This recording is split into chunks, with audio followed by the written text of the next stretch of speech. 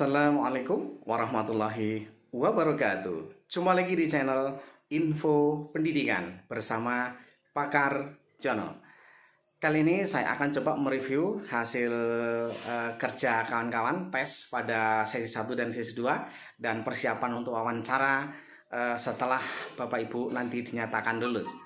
Untuk itu, ikuti video ini sampai selesai dan jangan lupa klik subscribe, like, dan lonceng. Bagi yang belum subscribe, silahkan subscribe. Tapi kalau sudah subscribe artinya sudah berwarna hitam, cukup sekali saja, seumur hidup hanya sekali. Dan saya ucapkan terima kasih yang sudah membantu subscribe, karena ini mudah-mudahan bisa menjadi manfaat untuk orang banyak channel ini. Harapannya seperti itu. Karena nanti setelah ini Bapak Ibu, kita akan mempersiapkan tugas untuk di akreditasi, kepengawasan, untuk guru penggerak, kemudian kepala sekolah penggerak, nanti akan kita bahas di sini. Mudah-mudahan bisa menjadi manfaat untuk pendidikan di Indonesia.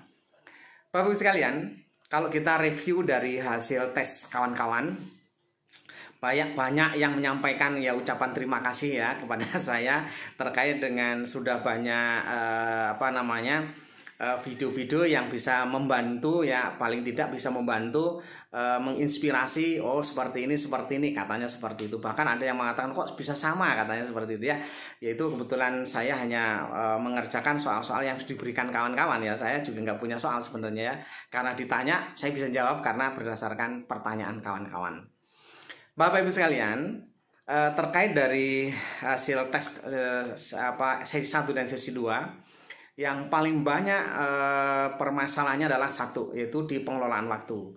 Jadi untuk itu bagi yang sesi 3 masih ada kesempatan. Jadi mungkin lebih persiapannya lebih matang ya. Untuk persiapannya lebih matang, yaitu bahwa untuk pengelolaan waktu harus dipersiapkan dengan baik. Karena kalau tidak bisa jadi tidak selesai sehingga menjadi kesulitan gitu ya, kesulitan nanti grogi dan lain sebagainya. Itu pengaruhnya luar biasa, yaitu Bapak Ibu.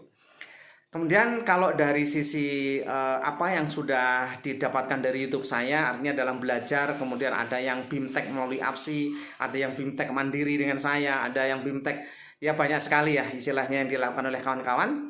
Ini semua merasakan bahwa is okay, bahwa apa yang diterima ini sebenarnya sudah benar-benar siap untuk menghadapi tes. Artinya ketika mau tes itu peluru sudah disiapkan semua, walaupun ternyata karena saatnya mau ditembak ternyata waktunya sudah habis ya.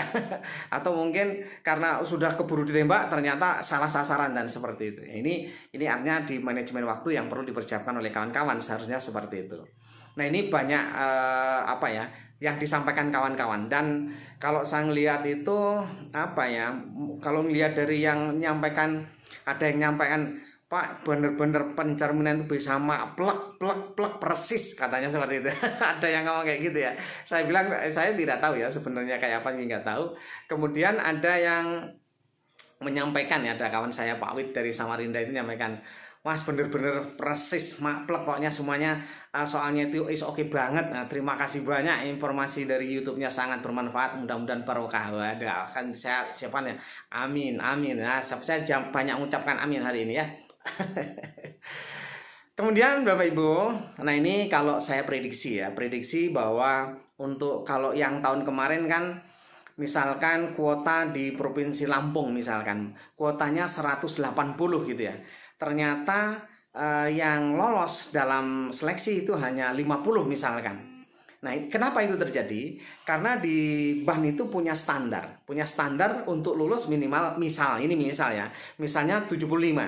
Jadi kalau kurang 75 nggak lulus gitu. Jadi bukan ngambil kuota 180 itu dari ranking 1 sampai 180, tidak seperti itu. Itulah yang saya katakan is okay dari BAN SM, dan menurut saya ajang yang bergengsi sekarang itu ya, ajang yang bergengsi betul ya. Karena untuk bisa jadi asesor menjadi sesuatu yang tidak mudah gitu ya. Gitu.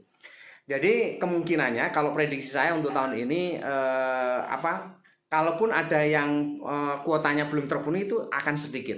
Jadi kebanyakan kuota sudah terpenuhi dari tes yang pertama ini. Artinya kemungkinan tidak ada tes ulang. Tapi kalau misalkan di suatu daerah ternyata yang dibutuhkan 200, sementara yang lulus baru 50, mesti ada tes ulang lagi, yaitu untuk mendapatkan 50 lagi yang untuk bisa mendapatkan nilai cukup yang standarnya seperti itu.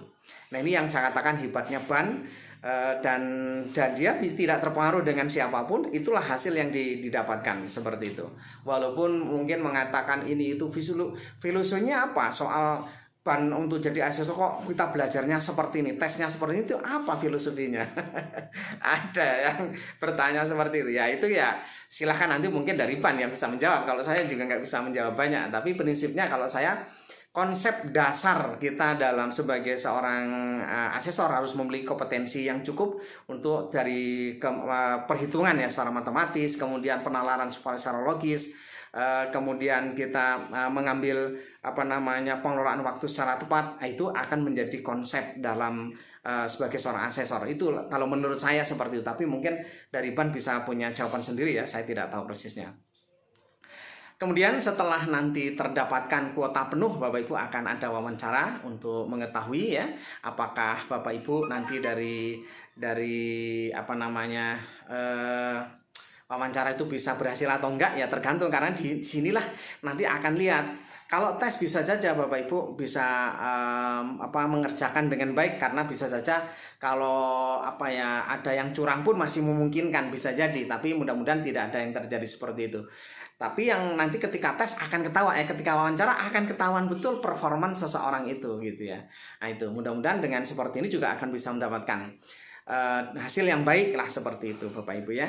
Jadi kalau di wawancara itu, kalau tahun lalu itu dari beberapa kawan yang menyampaikan apa ditanya wawancara tadi. Yang pertama adalah tujuan akreditasi ya. Apa sih tujuan akreditasi? Nah, seperti itu. Nanti ada di landasan filosofis dan landasan psikologisnya. Bapak Ibu bisa baca di sana, nanti ada tujuan akreditasi itu apa. Kemudian Bapak Ibu kuasai itu dari tujuan akreditasi ya. Itu tahun-tahun lalu ditanyakan seperti itu. Sebenarnya kita nggak tahu persis sebenarnya apa sih yang dicari gitu. Saya terus terang juga nggak tahu ya. Gitu. Karena dari beberapa kawan kesimpulannya selalu ditanyakan seperti itu. Kemudian yang kedua, manfaat akreditasi di dalam masyarakat itu sebenarnya apa? Gitu. Nah ini nanti akan ditanyakan seperti apa manfaat hasil akreditasi terhadap masyarakat yang ada di lingkungan itu. Nah itu juga bisa dijelaskan dengan sebaik-baiknya ya. Kemudian yang ketiga adalah bagaimana cara sekolah menyiapkan kelengkapan untuk persiapan akreditasi. Ini kenapa perlu? Karena seorang asesor ketika dia ini nggak tahu bagaimana dia akan bisa menggali, kan nggak mungkin tahu gitu. Nah disinilah diperlukan untuk bisa menggali, sehingga asesor itu pada prinsipnya ada 3 kalau menurut saya ya. Menurut saya itu ada 3 dalam hal ini yang perlu dipersiapkan, bahwa kita akan ditanya sebenarnya kondisi kita itu seperti apa, kemampuan kita seperti apa. Kemudian ketika kita jadi asesor itu proses atau langkah yang akan dilakukan seorang asesor itu apa, itu yang akan diambil seperti itu ya. Kemudian yang terakhir itu nanti hasilnya untuk apa gitu. Kalau melihat dari pertanyaan pertama sebelumnya seperti itu.